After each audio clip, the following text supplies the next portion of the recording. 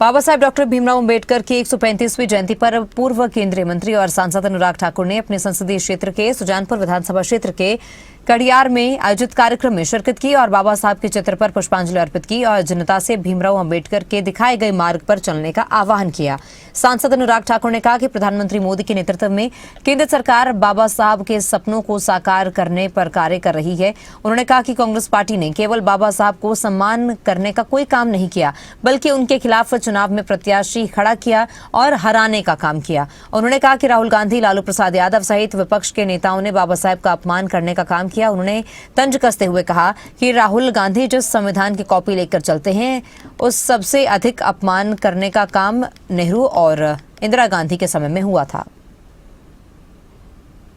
संविधान के अनुसार देश को चला रहे, देश को आगे बढ़ा रहे, गरीबों को गरीबी इस रेखा से बाहर निकाल रहे, किसानों की आय बढ़ा रहे।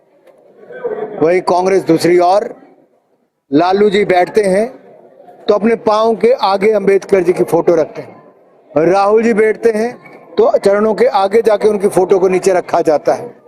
क्या यही सम्मान दिया है? और जिस संविधान की कॉपी को लेकर राहुल गांधी जी चलते हैं, उसी संविधान की प्रस्तावना में लिखा है प्रीफेस और फॉरवर्ड में कि अगर भारत के आम जनमानस को इमरजेंसी जैसे काले अध्याय के समय भी कोई उम्मीद की किरण थी तो बाबा साहब अंबेडकर के संविधान के कारण थी। और वहीं पर लिखा गया कि जुडिशरी और सरकार में नेहरू जी की सरकार के समय ही अनबन शुरू हो गई थी, जुडिशरी को नीचा दिखाया जाता था।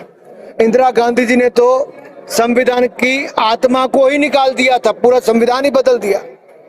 100 के लगभग संशोधन किए गए, कांग्रेस के जमाने में किए गए। उन्होंने संविधान को तार तार करने का काम किया। हमने संविधान को सम्मान देने का काम किया और भीमराव अंबेडकर जी को सम्मान देने का।